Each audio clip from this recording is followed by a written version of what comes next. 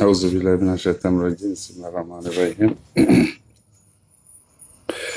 اللهم صل على محمد وعلى محمد صلى الله عليه وسلم وتسليم.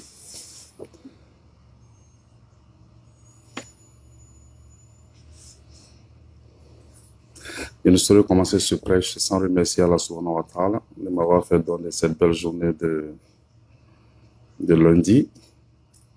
Et je prie par la même occasion Allah subhanahu wa ta'ala d'accorder sa miséricorde. Voilà, excusez-moi.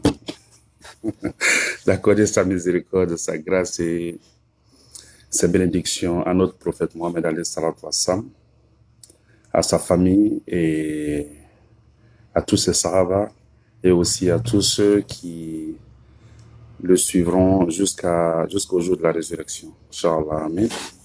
Assalamu alaikum wa rahmatullahi wa barakatuh. Alors, aujourd'hui, je voudrais parler de Sayyidina Ayoub. Pourquoi Sayyidina Ayoub? À cause de sa patience et à cause de sa foi, à cause de son humilité et aussi et surtout de sa femme. Alors, Sayyidina Ayoub était l'un des prophètes d'Allah subhanahu wa ta'ala. Les chrétiens l'appellent Job. J-O-B, Job. Et nous, les musulmans, nous l'appelons Ayoub. Alors, Ayoub, alayhi salatu wassalam, est un prophète à qui Allah subhanahu wa ta'ala avait vraiment tout donné. Quand je dis tout, il avait pratiquement tout. Femme, beaucoup d'enfants, l'argent, la bonne santé, la bonne apparence, l'approbation des gens, l'amour des gens à son endroit, le respect. Il avait pratiquement tout. Et il était très indulgent et puis il était très constant dans son adoration d'Allah, dans son remerciement. Et alors, il était constamment, reconnaissant. À tout moment, c'est lui qui disait Alhamdulillah Rabbil Alamin. Et vous savez, comme on le dit souvent, c'est très facile pour l'homme de dire Alhamdulillah Rabbil Alamin quand tout va bien chez lui. Ça, c'est l'être humain en général. Quand tout va bien chez toi, Wallahi, prier, souvent ça devient facile. Dire Alhamdulillah, ça devient très facile parce que tu as pratiquement tout. Alors, qu'est-ce qui s'est passé? Allah a décidé de tester Sayyidina Ayoub alayhi salatu wassalam. Il a commencé à perdre ses enfants, un à un. Il a commencé à perdre ses biens. Mais malgré tout ça, chaque fois qu'un enfant mourait, il disait toujours « Tout ce que j'ai appartenait à toi, à Allah. Et c'est à toi que tout va retourner. » Comme pour dire « Inna lillahi wa inna ilayhi raji'un » Bien que ses enfants mouraient devant lui, il était malgré tout ça constant dans son adoration. Il ne s'est jamais découragé, il ne s'est jamais lassé. Il a toujours continué à dire Alhamdulillah Rabbil Alamin. Il a toujours rendu gloire à Allah subhanahu wa ta'ala. Alors qu'est-ce qui s'est passé? Il a commencé à perdre ses biens. Il avait beaucoup de terrain, il avait beaucoup de maisons. Il a commencé à tout perdre. Et malgré ça, il n'a pas cessé d'adorer Allah subhanahu wa ta'ala. Finalement, il a tout perdu. Malgré ça, il ne s'est pas empêché de dire Alhamdulillah Rabbil Alamin pour la grâce d'Allah sur lui. Je vais m'arrêter là et puis je vais revenir. Aujourd'hui de nos jours, imaginez un peu. Quelqu'un qui vit dans un luxe, insolent, Il est vachement riche, mais très humble, très serviable, très généreux, très respectueux. Il a tout l'argent du monde, mais il a toutes ces qualités-là en plus. Alors, il continue de tout perdre. Celui-là, je parle maintenant de quelqu'un, d'un contemporain. Et qui, après avoir eu tout ça, soudainement perd tout. Ses enfants, ses biens, sa notoriété, pratiquement tout. Au point que personne ne veuille être son ami ou bien personne ne veuille être dans son entourage. De nos jours, parlons un peu de foi. Combien de personnes actuellement seraient capables d'endurer ça avec conviction, d'endurer ça avec foi? Vous savez, on parle beaucoup de foi. Mais le problème, c'est que la manière que ça sort de la bouche, si simplement c'était comme ça dans nos cœurs, Wallahi billahi ta'ala, on aurait eu moins de problèmes aujourd'hui.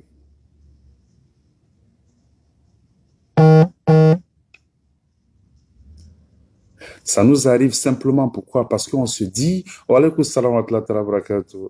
Mon frère Mohamed, Chérif Mohamed Kader, comment tu vas? J'espère que tu vas très bien. Merci d'être avec moi, surtout.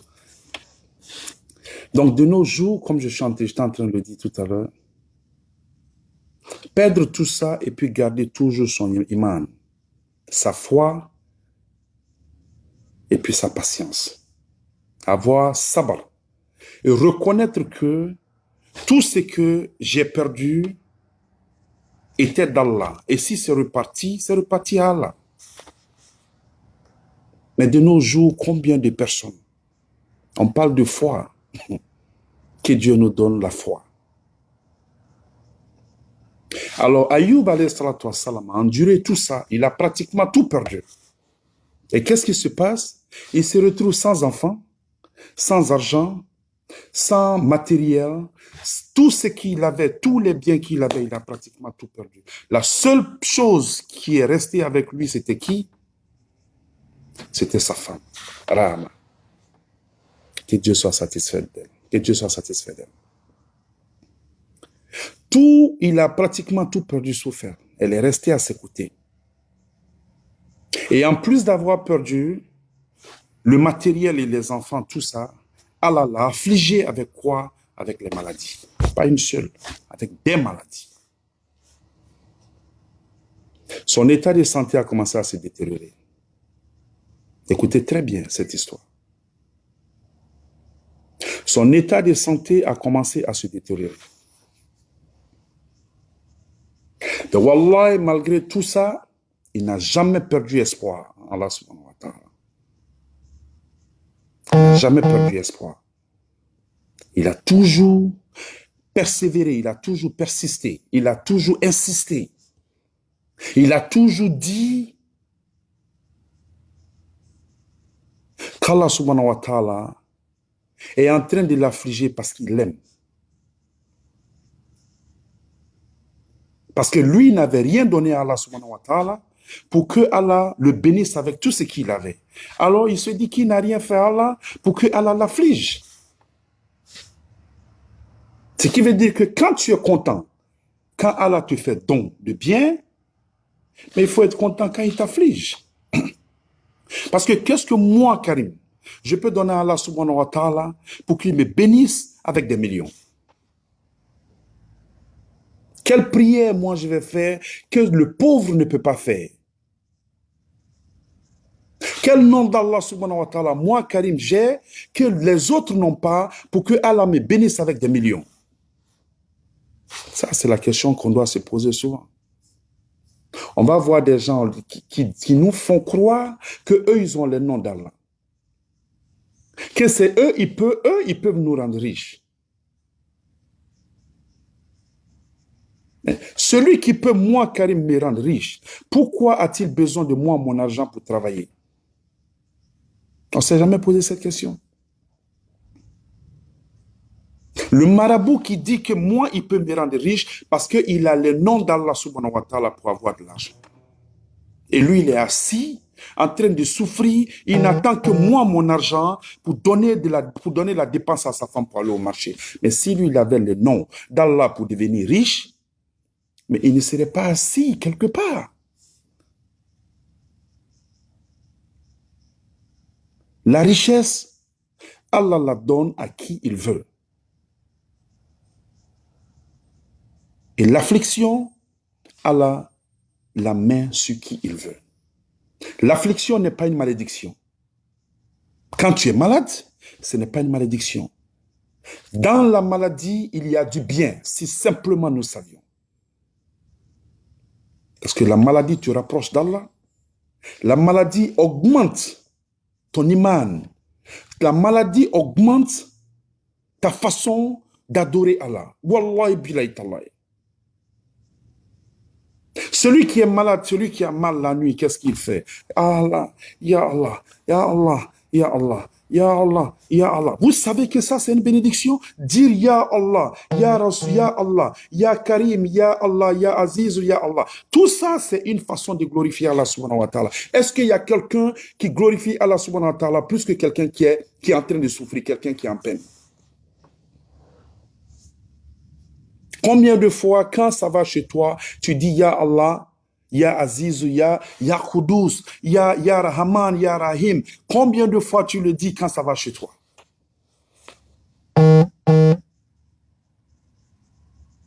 Ça, c'est le problème. Donc, quand tu es malade, considère ça comme une bénédiction d'Allah subhanahu wa ta'ala. Parce que ça te rapproche de lui. Ça te purifie. Et ça t'amène à comprendre qu'il n'y a de Dieu qu'Allah subhanahu wa ta'ala. Parce que c'est lui, le guérisseur, comment dirais-je, suprême. Et c'est vers lui qu'il y a le repentir, c'est vers lui que tu pars, c'est vers lui que tu vas c'est à lui que tu te soumets pour demander de l'aide. Alors Ayoub alayhi salatu wassalam a reconnu ça. Il a accepté sa condition. Les choses sont devenues tellement graves que même son corps, il y a des narrations qui disent que même son corps, sa chair a commencé à tomber. Tellement il était malade. Et maintenant, il était obligé de quitter la ville pour aller quelque part d'autre. Parce que les gens se disaient que sa maladie était contagieuse. Et les gens en ville ont commencé à dire quoi? Que celui-là, Dieu ne l'aime pas, Allah ne l'aime pas. Si Allah l'aimait, Allah ne l'aurait pas affligé comme il l'a affligé. Donc, wallahi, il n'a pas désespéré. Sa femme ne l'a pas quitté. Elle a continué à rester avec lui. C'est arrivé à un moment où il n'avait même plus d'argent pour manger. Sa femme s'est dit qu'elle est obligée de faire ce qu'elle doit faire. Et qu'est-ce qu'elle a fait? Imaginez un peu. Le plus riche à Abidjan, ou le plus riche à Conakry, ou au Mali, ou aux États-Unis, ou partout où vous êtes, en France, partout où vous êtes. Le plus riche là-bas, sa femme est considérée comme une grande dame. Tout va bien chez eux. Soudainement, ils perdent tout. Le monsieur tombe malade au point que personne ne veut être autour d'eux. Ils n'ont plus à manger, ils n'ont plus à boire, ils n'ont plus rien. Et la femme, qu'est-ce qu'elle doit faire? Elle est obligée. Cette femme, je ne parle plus de la femme de Ayoub alayhi salatu wassalam, mais je parle de nous maintenant. Imaginez un peu, fermez les yeux et puis pensez un peu aux gens qui sont riches auprès de vous, ceux que vous appelez les babachés. C'est-à-dire que ceux qui sont arrivés. Maintenant, ce monsieur-là perd pratiquement tout. Et sa femme est obligée d'aller travailler pour les gens, pour avoir des miettes, pour venir nourrir son mari. Vous pouvez fermer les yeux et puis imaginer ça en train de se passer de nos jours. La femme d'Ayoub, alayhi salatu wassalam, a fait ça. Elle allait travailler pour les gens, pour se faire de l'argent, pour venir s'occuper de son mari. Elle a essayé de le soigner avec l'argent. L'argent finissait, elle n'avait plus rien. Elle était obligée d'aller faire ça. Elle l'a fait, qu'est-ce qui s'est passé? Finalement, quand les gens ont compris que l'état d'Ayoub était en train de se détériorer, les gens ne voulaient plus, elle l'engager. Pourquoi? Parce qu'ils se disaient qu'ils allaient contracter la maladie d'Ayoub à travers elle. Parce qu'elle était proche de lui, c'est elle qui s'occupait de lui. Alors les gens ont refusé de lui donner du travail simplement parce qu'ils ne voulaient pas s'associer avec elle, de peur de contracter la maladie d'Ayoub à travers elle. Subhanallah. Et c'est ça, ce sont les mêmes gens avec lesquels ils faisaient tout avant. Des gens qui étaient à leurs pieds, des gens qui étaient avec eux, des gens qui étaient à leur merci, des gens qui venaient les voir quand ils avaient des problèmes. Regardez aujourd'hui comment la société traite les gens quand ça va et quand ça ne va pas.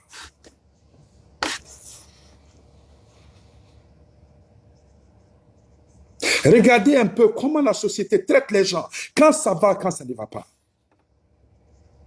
Et nous allons abandonner Allah subhanahu wa ta'ala pour suivre des gens qui ne sont là que quand ça va chez nous. Mais quand ça ne va pas, ils nous oublient. C'est comme si nous n'avons jamais existé. Ça, c'est l'être humain.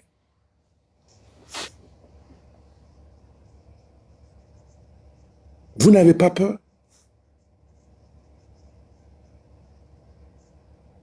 Vous n'avez pas peur de l'être humain?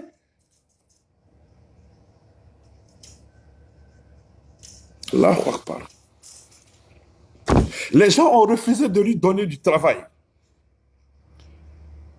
Maintenant, qu'est-ce qu'elle a fait? Regarde son mari qui est en train de mourir à petit feu devant elle et elle n'a pas d'autre moyen. Elle sort.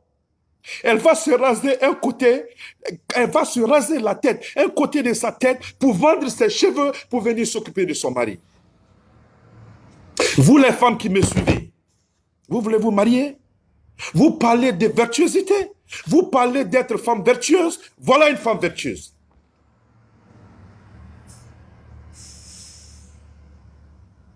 Après avoir tout perdu, après avoir été abandonnée par les gens, elle est obligée de raser un côté de ses cheveux, de sa tête, pour vendre ses cheveux, pour venir donner à manger à son mari, pour venir s'occuper de son mari.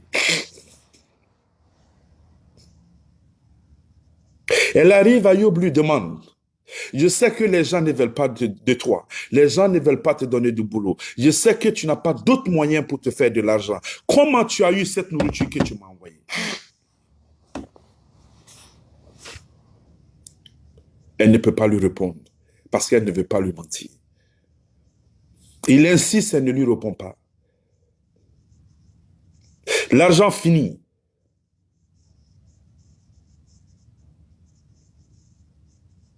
Elle repart encore pour aller raser l'autre côté de sa tête, mettre sa tête nue pour venir, pour avoir de l'argent pour venir s'occuper de son mari.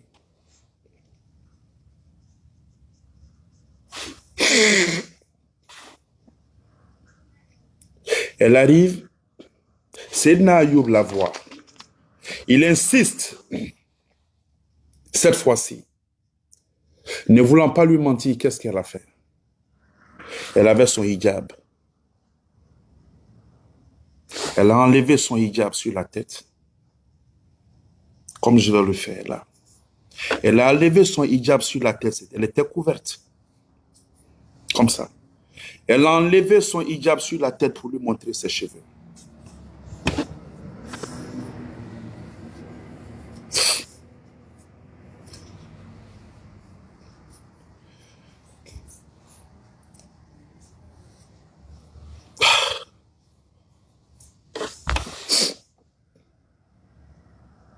Elle a enlevé son hijab sur la tête pour lui montrer son cheveu, sa tête.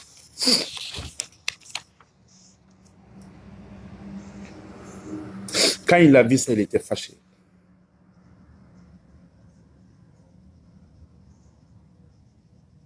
C'est arrivé à un moment, sa femme en avait tellement marre. Elle était fatiguée parce que elle est un être humain. Il y a des moments où tu fais ce que tu dois faire, où tu as comme l'impression que le diable est en train de réussir à t'avoir. Elle a posé la question à son mari. Combien de temps Allah va te laisser dans cette souffrance? Vous savez ce qu'il lui a répondu? Il lui a répondu, combien de temps Allah m'a gardé dans l'opulence? Elle lui dit près de 70 ans. Mais combien de temps je suis resté malade?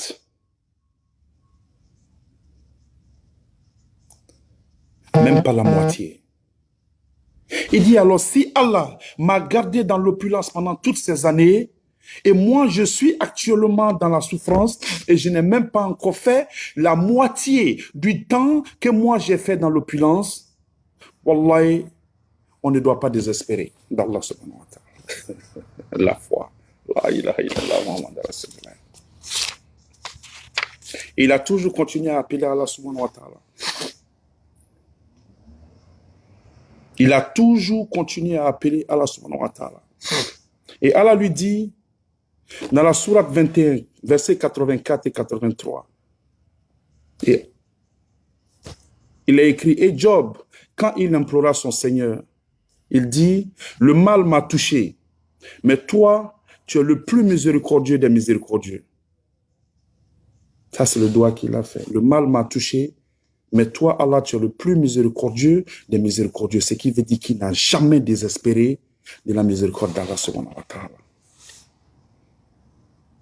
Alors, il est dit que nous l'exaucâmes, enlevâmes le mal qu'il avait, lui rendîmes les siens et autant qu'eux avec eux, par miséricorde de notre part et en tant que rappel aux adorateurs. On l'a soigné, on lui a redonné tout ce qu'il avait et autant, par miséricorde d'Allah et en guise de rappel à nous les adorateurs, nous les croyants. Nous lisons ça aujourd'hui. Ça, c'est pour que nous comprenions une seule chose. C'est que quand ça ne va pas, partout où il y a une difficulté, wallah, il y a une facilité. Allah l'a dit dans le Coran.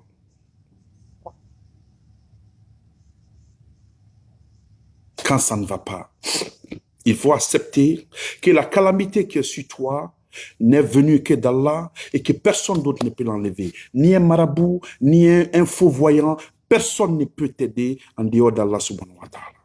Fais tes doigts, fais tes zikrs, implore Allah. Wallah, il ne va pas t'abandonner.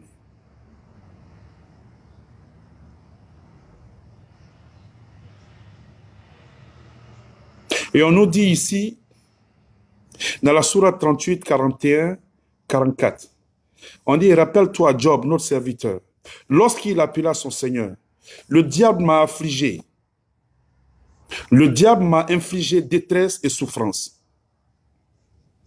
Et Allah lui dit, là on est en train de le soigner. On dit, frappe la terre de ton pied. Voici une eau fraîche pour te laver et voici de quoi boire. Et nous lui rendîmes sa famille et la fîmes 2 fois plus nombreuse, comme une miséricorde de notre part et comme un rappel pour les gens doués d'intelligence. Et prends dans ta main un faisceau de brindilles, puis frappe avec cela. Et ne viole pas ton serment. Oui, nous l'avons trouvé vraiment endurant. Quel bon serviteur. Sans cesse, il se repentait. Même Allah est en train de faire les éloges d'Ayoub. Ils l'ont trouvé endurant et quel bon serviteur il était. Et il se repentait sans cesse. Alors quand Allah lui a tout donné, qu'est-ce qui s'est passé? On dit que pendant qu'il était en train de se laver, il y a des criquets en or qui sont descendus sur lui. Et il a commencé à les ramasser. Alors les gens lui demandent, ils disent, mais tu n'es jamais satisfait. Il dit non. Il dit ça, c'est de la miséricorde d'Allah. On n'est jamais satisfait de la miséricorde d'Allah. Quand ça vient, tu prends. Quand ça vient, tu prends. Il a compris quand ça allait chez lui, il a compris quand ça n'allait pas chez lui. Et Dieu est en train de lui donner encore tout. Mais ici, on parle d'Ayoub, alayhi salatu wassalam. Lui, il était prophète. Mais et sa femme? Les gens vont me dire, oui, parce que sa femme, elle était vertueuse parce qu'elle était la femme d'un prophète. Si vous voulez me dire ça, je vous donne l'exemple de 2 femmes dont les maris étaient prophètes et qui ont abandonné leur mari. Le premier cas, c'était qui? C'était la femme de Lot, alayhi salatu wassalam. Lot était le neveu d'Ibrahim, alayhi salatu wassalam. Il était prophète. Mais sa femme ne l'a pas suivi. Le deuxième cas, le cas de Sayyidina Noah, alayhi salatu wassalam. Allah les a cités dans le Coran. La femme de Lot et son fils ne l'ont pas suivi. Et je prends aussi un exemple, la femme de Pharaon, Asia, que Dieu soit satisfait d'elle. Pharaon était considéré comme l'être humain la pire des espèces. Qu'est-ce qui s'est passé avec elle? Elle a toujours fait des doigts, elle a toujours été vertueuse, au point que Allah l'a mentionné dans le Coran, pour dire que les 4 femmes vertueuses qui ont été citées, elle en fait partie. Mariam, bint Imran, la maman de Isa alayhi salatu wassalam, Asia, notre maman Khadija, que Dieu soit satisfait d'elle, et sa fille Fatima, que Dieu soit satisfait d'elle. Donc la femme d'un prophète, si elle le suit, ce n'est pas miséricorde d'Allah, mais elle ne le suit pas parce qu'elle est forcément la femme d'un prophète. Alors j'utilise l'exemple de la femme de Sayyidina Ayoub, alayhi salatu wassalam, pour amener nos sœurs aujourd'hui et nos femmes aujourd'hui à comprendre que le bonheur, ce n'est pas seulement quand ça va.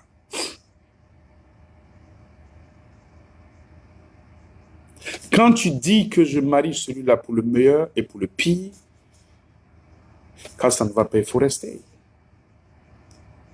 Quand ça va, les voitures sont là, les servantes sont là, pratiquement tout est à notre portée. Tout ce qu'on demande, l'homme est prêt à tout faire pour nous. Mais est-ce qu'on s'assoit pour penser au jour que ça ne va pas aller chez le monsieur? Surtout en Afrique, tu es dans un poste de gouvernement, quand le gouvernement change, toi tu changes. C'est ce qui fait que chez nous, les gens volent. Le gouvernement change, tu changes. Il y a des gens qui ont abandonné, des femmes qui ont abandonné leur mari, quand ça n'allait pas. Là, je rends hommage à une amie que je connais, une grande sœur que je connais, que beaucoup de personnes connaissent ici aux États-Unis, à New York. Son mari est tombé malade. Pendant 2 ans, il était dans le coma. Elle ne l'a jamais abandonné. Elle est restée auprès de lui. Elle est restée auprès de lui jusqu'à la mort. 2 ans, il est couché dans le coma, ici. Et moi, Karim, j'ai eu le privilège, l'honneur de faire partie des gens qui ont pris son mari pour le mettre dans la tombe. Alhamdulillah Rabbil Alamin. Je prie Allah subhanahu wa ta'ala qu'Allah lui accorde Jannatu Firdaus. Cette femme, je l'ai mise à un niveau que moi, seulement moi, Karim, je sais jusqu'où je l'ai mise. Ces femmes, il y en a beaucoup. Moi, je n'en connais qu'une seule. Je ne dis pas qu'il n'y en a pas. Il y en a plein. Et je suis sûr que vous qui me suivez actuellement, vous en connaissez beaucoup. Il faut en parler. Il faut leur rendre hommage. Il faut leur rendre hommage. Je ne dis pas celles qui abandonnent, celles comment dirais-je, qui restent quand ça ne va pas matériellement. Je parle de maladie, mon frère. Je parle de maladie. Quand tu es sûr que ça ne va pas et puis tu restes, c'est de ça que je suis en train de parler. Même la dernière fois, on me racontait l'histoire d'une femme. Son mari l'a fait venir ici. Quand il est tombé malade, on lui a dit que vraiment, ça ne va plus marcher de le ramener. Elle a refusé de partir. Tu ne peux pas la blâmer. Mais si tu regardes aussi d'un autre côté, tu vas la blâmer parce que c'est lui qui t'a fait venir. Le mariage, c'est pour le meilleur et pour le pire. Il a toujours défendu les femmes. Il y a des gens qui vont trouver quelque chose à dire. Mais comme je le dis toujours, c'est le dernier de mes soucis. Il y a un thème que je veux aborder, c'est de ça que je suis en train de parler. Aujourd'hui, je parle des femmes vertueuses. Aujourd'hui, je parle de la bonne femme. Aujourd'hui, je parle de la femme patiente. Aujourd'hui, je parle de la femme qui est prête à tout pour rester auprès de son mari jusqu'à la mort. Pour le meilleur et pour le pire. C'est de cette femme-là que je suis en train de parler. Elle a été patiente. La femme d'Ayoub, alayhi salatu wassalam, a été patiente, très patiente. Et wallahi, Allah lui a redonné tous ses biens. Et pendant que Ayoub était malade, il était fâché. Vous voyez les hommes, toi tu es là en train de mourir, tu es là en train de finir. Il s'est fâché contre sa femme, il a promis à sa femme, il dit wallahi, si je guéris, je vais te fouetter. Il a juré. Et quand il est guéri, Allah lui a tout donné et Allah lui a dit, prends des brindilles, des balais et frappe ta femme doucement sans lui faire mal. Il ne faut pas transgresser. Comme ça, tu auras tenu ta parole. Simplement parce qu'il avait juré, et chez nous, on joue avec ça. Quand quelqu'un te dit, wallahi, wallahi, il ne faut pas jurer par Allah et puis ne pas le faire.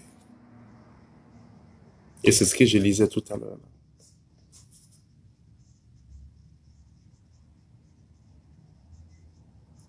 Quand ce jour-là, sa femme est venue lui montrer les cheveux.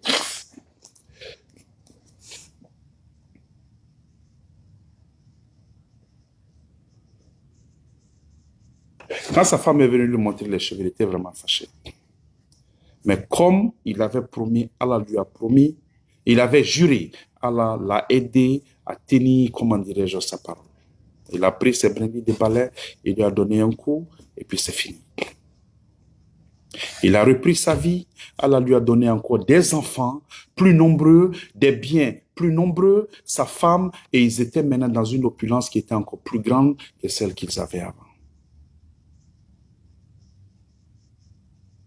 C'est l'histoire que je viens de raconter peut servir, ya Allah, Inch'Allah, de leçon, ne serait-ce que pour une seule personne. Je rendrai gloire à Allah subhanahu wa ta'ala. Parce que écouter et puis comprendre, c'est deux choses différentes. Il ne faut pas simplement écouter, il faut comprendre le message. Nous les hommes, souvent nous ne sommes pas du tout faciles. Il n'y a pas plus ingrat que l'homme. Il n'y a pas plus ingrat que l'homme.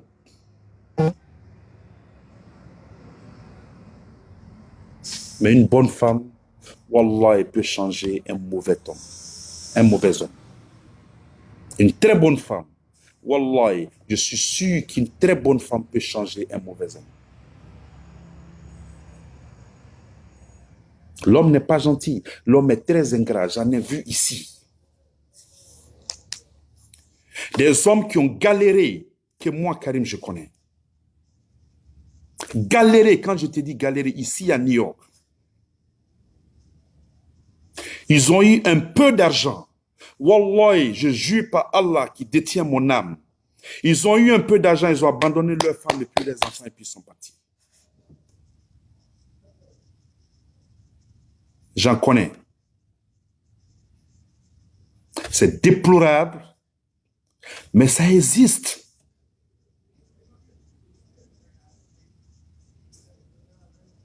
Le gars fait un accident. Sa femme le prend, elle le lave, elle fait tout pour lui. Tout pour lui. Quand je dis tout, tout pour lui. Elle le lave, elle l'entretient, elle fait tout pour l'imbécile. Il a eu l'argent de son accident. Il a pris, puis il a abandonné sa femme et puis ses enfants, il est parti. Il a oublié que quand ça n'allait pas, c'est cette femme-là qui était là et puis ces enfants-là qui étaient là pour lui, pour le soutenir, et financièrement et moralement. Pour l'amener à comprendre que ouais, ça va aller. Mais quand ça a commencé à aller chez lui, quand on lui a répondu, il a pris son argent et puis il est parti. Ce n'est pas un cas, ce n'est pas deux cas, c'est constant ici. Pour ceux qui me suivent, qui sont de New York, vous savez exactement de quoi je suis en train de parler. C'est l'homme qui fait ça. Regardez le cas d'Ayoub. Quand ça allait, il était avec elle. Quand ça n'allait pas, tout le monde est parti, elle est restée avec lui. Et quand Allah lui a fait encore miséricorde, il est resté avec elle jusqu'à la mort. Dans la vie, c'est bon d'être reconnaissant. L'argent, ça vient, l'argent, ça va. Je le dis aux gens à tout moment. Nous allons tous partir un jour. Et les gens se souviendront de nous. Mais comment se souviendront-ils de nous dépendra de comment nous nous serions comportés avec eux. Quand tu as été bien avec quelqu'un, et puis wallahi, tu meurs, qu'est-ce qui se passe? Chaque fois que cette personne-là pense à toi, elle prie pour toi, elle fait des doigts pour toi. Et ces doigts-là, il ne faut pas les minimiser. Ces doigts, il ne faut pas les minimiser. Ça peut arriver comme la providence. Comme quelqu'un qui est en jeûne, qui a passé toute la journée en jeûne, et il n'a rien à manger, il n'a rien à boire, il ne sait même pas comment il va déjeuner. Et toi, tu viens, tu lui donnes soit une bouteille d'eau, ou bien tu lui donnes une date pour couper son carême. Ce petit doigt-là, pour cette personne, pour qui tu as fait du bien un jour, peut être comme ça dans ta tombe, peut être juste comme ça dans ta tombe pour toi. Comme quelqu'un qui a passé toute la journée en jeûne, qui n'a rien à manger, il est l'heure de couper le carême, il n'a rien à manger. Et puis un inconnu vient lui donner une date. Donc soyons indulgents l'un envers l'autre. Soyons bons l'un envers l'autre. Arrangeons-nous pour que nos dernières actions soient notre meilleure action. Rappelons-nous de la mort tous les jours, parce que ça va nous amener à être bons les uns envers l'autre, ça va nous amener à être décents dans nos comportements, ça va nous amener à être gentils avec les autres, ça va nous rapprocher d'Allah tous les jours, parce qu'on se dit que nous n'aurons la vie sauve que par Allah subhanahu wa ta'ala.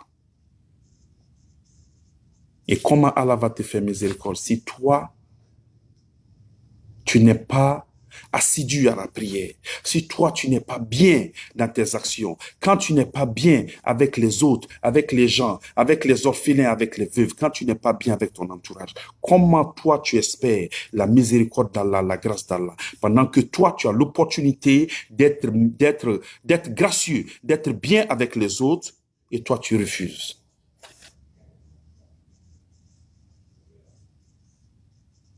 qu'Allah nous donne une très bonne compréhension. Auzubillahi minash shaitanir rajim. Bismillahir rahmanir rahim. Allahumma salli ala Muhammadan wa ala Muhammadan kama sallaita ala Ibrahim wa ala Ibrahim wa barik ala Muhammadan wa ala Muhammadan kama barakta ala Ibrahim wa ala Ibrahim fil alamin innaka hamidun majid. Ala aminango bejra. Ala yan sutra kan sutra ba ke alai. Dunia maruya ni kiyama maruya, dunia lebo ni kiyama lebo, ala yan kisama. Dunia sutra ni kiama sutra, dunia kunauri ni kiama kunauri ala adama. Ala efembwana mika fisanani ala bato sirakani, adamania siraka. Les enfants que nous allons avoir, que ces enfants-là, ya Allah, deviennent de très bons ambassadeurs de notre religion, ya Allah. Amin.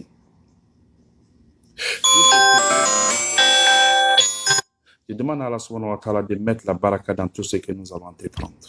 Tout ce que nous demandons à Allah subhanahu wa ta'ala, nous demandons à Allah subhanahu wa ta'ala, ya Allah, de nous bénir avec ça. Tout ce qui nous sera profitable dans ce monde et dans l'au-delà, ya Allah, qu'Allah nous bénisse avec tout ça. Femimba munafa dunya ani alkiyama ala adam ala akani. Ala est dolo matana. Ala est drogi matana. Ala est anu anandinu. Ala est encaissé frala lolu kiabaye. Que Dieu nous protège de l'alcool, que Dieu nous protège de la drogue, que Dieu nous facilite l'accomplissement des 5 prières journalières. Ya Allah, amin. Ceux qui ne sont pas mariés, qu'Allah les bénisse avec une femme vertueuse comme la femme de Job. Que nos soeurs qui ne sont pas mariées, qu'Allah les bénisse toutes avec un homme vertueux comme Rasul sallallahu alayhi wa sallam. Qu'Allah subhanahu wa ta'ala pardonne à tous ceux qui nous ont précédés dans la foi. Tous ceux qui disent la ilaha illallah Muhammad Rasulullah sallallahu alayhi wa sallam. Allah hinaoula, Allah yafaouma. Alblana nye kitimna la noya onye. Ambera dianta tomike la kanoya ambe ala maokela. Amin. Que Dieu les bénisse. Que Dieu les bénisse, que Dieu les protège. Que Dieu les bénisse avec, comment dirais-je, Janatou Firdaus. J'ai perdu ma tante, la petite soeur de ma maman, tante Yadja, Diabaté Aman. Et Alhamdulillah, Rabbil Alamin, tout est grâce. Comme on le dit, Inna lillahi wa inna ilaihi raji'un. Et je remercie infiniment tous ceux, quand j'ai fait le post, il y a beaucoup de personnes qui ont répondu, il y a beaucoup de personnes qui ont fait des doigts. Et les doigts que vous avez formulés à l'endroit de ma tante, la petite soeur de ma maman, je prie à Allah subhanahu wa ta'ala que ces doigts-là, je vous réitère tous ces doigts. Que ces doigts ne soient pas juste pour elle seule, mais que ces doigts soient pour tous les musulmans, à commencer par le prophète alayhi salatu wa salam, sa maison, toute sa famille et ses sahaba, jusqu'à elle. Que ces doigts qui ont été formulés soient acceptés à leur endroit. Ya Allah. Amin. Je vous remercie infiniment et que Dieu nous donne une très bonne fin. Que Dieu nous donne une très bonne fin. Je prie à Allah subhanahu wa ta'ala que il y a eu beaucoup de morts ces jours-ci sur Facebook. J'ai vu beaucoup de publications. Les gens sont en train de mourir. Wallahi, les gens sont en train de mourir. Pendant que les gens sont en train de mourir, il y en a qui sont en train de danser. Il y en a qui ne sont pas prêts à prier. Il y en a qui sont en train de boire l'alcool. Il y en a qui sont en train de faire des actions qui ne sont pas bonnes. Si la mort ne nous sert pas d'exemple, qu'est-ce qui doit nous servir d'exemple?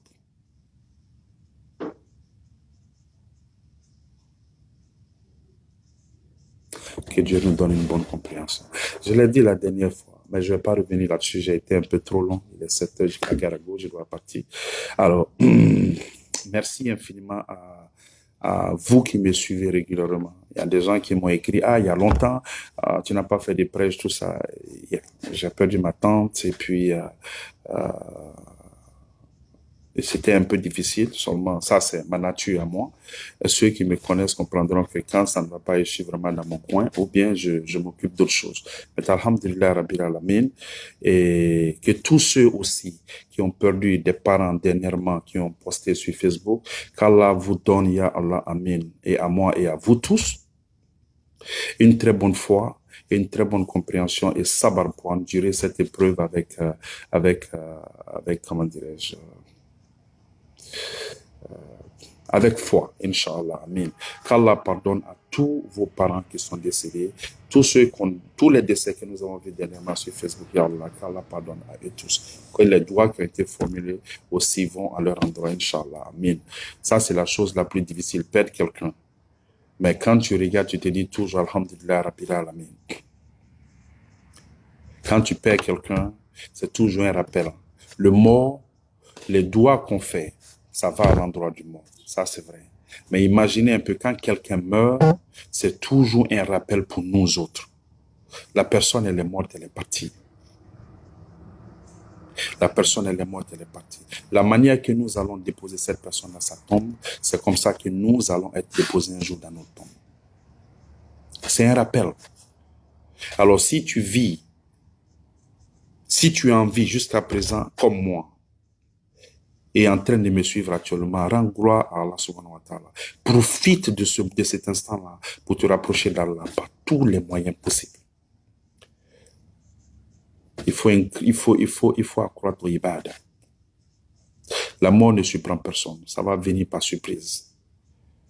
Et nous prions Allah subhanahu wa ta'ala que nous soyons prêts, que nous soyons soumis entièrement à lui quand la mort va frapper à notre porte, Inch'Allah. Amen. Allah ya laban konya, Allah ya laban konya, madama. Allah kala an dɛsɛ k'an dɛ mɔgɔ si la. Allah kala an kɛ doni ye mɔgɔ si kunna, Allah y'an kɛ donitala ye. Allah y'an kɛ sɔlila ye. Allah y'an kɛ siri faralaluru kɛbaga ye. Allah ye dɔlɔ ani drogi, Allah y'a matagana. Allah y'a matagana, Allah y'a matagana. Que nos frères qui n'ont pas encore compris, ya Allah, qu'Allah les bénisse avec une très bonne compréhension, avec une bonne intelligence pour revenir encore à Allah subhanahu wa ta'ala. Les doigts, il faut les faire tous les jours. On ne sait pas les doigts de qui Allah va accepter. Même vous qui êtes en train de me suivre, Wallahi billahi ta'ala, je vous dis toujours, faites des doigts pour moi, parce que j'en ai besoin. On en a tous besoin. Les doigts, ça te rapproche des gens. Quelqu'un que tu n'aimes pas, ou bien quelqu'un qui ne t'aime pas, toi-même tu es convaincu qu'il ne t'aime pas, fais des doigts pour lui. Wallah, tu fais des doigts pour lui, il va finir par revenir vers toi. Il va finir par revenir vers toi. Si les doigts ne vous rapprochent pas, les doigts ne peuvent pas vous éloigner les uns des autres. Alors, Allah y'a anke doigt auquel Allah eji noya benye. Allah eji noya benye. Kamriya la, fangatiya la, deniya fananina, ani keneya la, Inch'Allah. Amen. Donc, je vais vous laisser aujourd'hui dans l'espoir de vous retrouver encore ces jours-ci, Inch'Allah. Amin. Rabbana atina fi dunya hasanatan wa fil akhirati hasanatan wa qina adhaban. Rabbana la tuzigh qulubana ba'da idh hadaytana wa hab lana min ladunka rahmatan innaka antal wahhab. Rabbana wa la tu'amilna ma la taqata lana bihi wa'fu 'anna waghfir lana warhamna anta mawlana fansurna 'alal qawmil kafirin. Rabbana taqabbal du'a subhana rabbika rabbil izzati amma yasifun. Salamun 'alal mursalin walhamdulillahi rabbil alamin. Assalamu alaykum wa rahmatullahi wa barakatuh.